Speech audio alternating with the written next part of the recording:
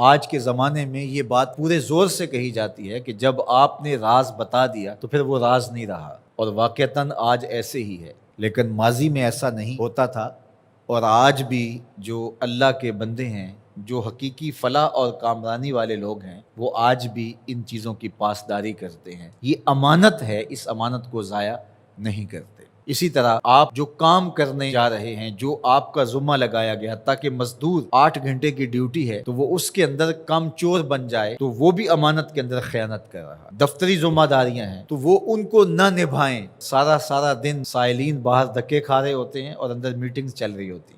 آپ کو منصب دیا گیا تھا لوگوں کی ضرورتوں کو پورا کرنے کے لیے، آپ کی ذمہ داریوں میں یہ چیز شامل ہے کہ آنے والے لوگوں کی ضرورت کو پورا کریں، تو یہ امانت کے زمرے میں آتا ہے۔ ممبر و محراب یہ بھی ایک ذمہ داری ہے، اس کے جو تقاضے ہیں اس کو نبھانا پڑے گا، اور اگر نہیں نبھاتے ہیں تو آپ اس امانت کو صحیح طرح ادا نہیں کر سکتے۔ تو اس سے صرف مالی امانات ہی مراد نہیں ہے، اس سے ہر وہ چیز جو اس زمرے میں ہو اس کو شمار کیا جائے گا۔ اور یہ بات اچھی طرح ذہن میں رکھی جائے کہ امانتیں سپرد ہی ان کو کرنی چاہیے کہ جو امانتوں کو ادا کرنے کی اہلیت رکھتے ہیں۔ ان لوگوں کو معاملات سپرد کر دیے جائیں جو ان معاملات کو نبھانے کی اہلیت ہی نہیں رکھتے، تو پھر نتیجہ کیا ہوگا کہ وہ نبھانا چاہیں گے بھی تو نہیں نبھا سکیں گے۔ ایک تو ہیں ہی نااہل اور پھر اوپر سے خائن بھی ہوں، کم چور بھی ہوں، تو پھر کیا نتیجہ نکلے گا؟ لیکن اگر خائن اور کم چور نہ ہو، نااہل ہوں، ڈرائیونگ سیٹ کے اوپر آپ اس کو بٹھا دیں جو ڈرائیونگ نہیں جانتا ہے اور وہ بہت مخلص ہے، تہجد گزار ہے، شب زندہ دار ہے، تو اس کی شب زندہ داریاں، اس کی تہجد گزاریاں، اس کا صائم الدہر ہونا،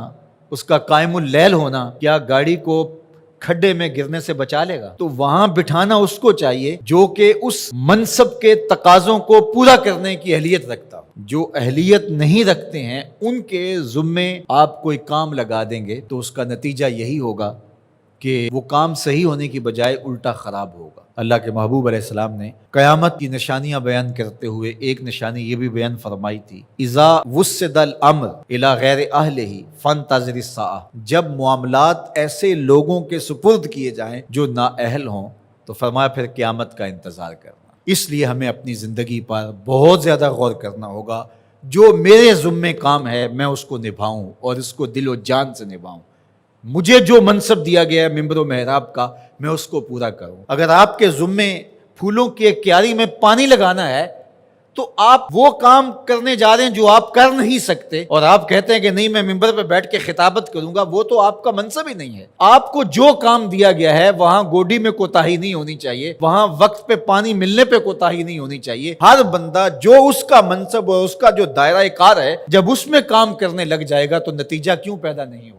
یہاں مسئلہ یہ ہے کہ ہر بندہ کہتا ہے کہ میں یہ کروں گا جو وہ کر ہی نہیں سکتا ہے، اور کچھ لوگ توقع بھی لگا کے بیٹھتے ہیں اور ہم حیران ہوتے ہیں کہ یہ کس طرح ہو سکتا ہے، جو ضابطہ اس کے مطابق ہی کام ہوتے ہیں۔ تو اللہ تعالیٰ جل شانہ اس قوم کی حالت نہیں بدلتا جو اپنی حالت خود بدلنے کے لیے آمادہ نہیں ہوتی۔ آج امت مسلمہ کا مسئلہ یہ ہے کہ امت مسلمہ میں وہ صلاحیتیں جو ہونی چاہیے تھی ایک تو مفقود ہیں، دوسرا تقسیم کار نہ ہونے کی وجہ سے آج امت لڑکتی چلی جا رہی ہے، اور آج ہم وہاں کھڑے ہیں جہاں ہمیں کھڑا نہیں ہونا چاہیے تھا۔ خدا کرے کہ اس چمن میں بہار آئے اور یہ امت پھر فروغ پائے، اور اگر ہم اپنے حصے کا کام نہیں کریں گے تو اللہ تعالیٰ جل شانہ اس دین کو کبھی مٹنے نہیں دے گا۔ یہ بات ذہن میں رکھیے گا، یہ دین غالب ہی رہے گا، یہ دین ہمارا محتاج نہیں ہے۔ اللہ ہماری جگہ کسی اور شخص کو لے آئے گا اور اس کے ذریعے سے دین کو غالب کرے گا۔ اس لیے ہم نے اپنے حصے کا کام کرنا ہے، اس کو کبھی بھی ترک نہیں کرنا ہے۔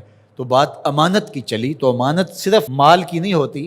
آپ کے پاس کوئی گٹھڑی رکھ گیا، آپ کے پاس جو ہے وہ کوئی پیسہ روپیہ رکھ دیا تو وہی امانت نہیں ہوتی۔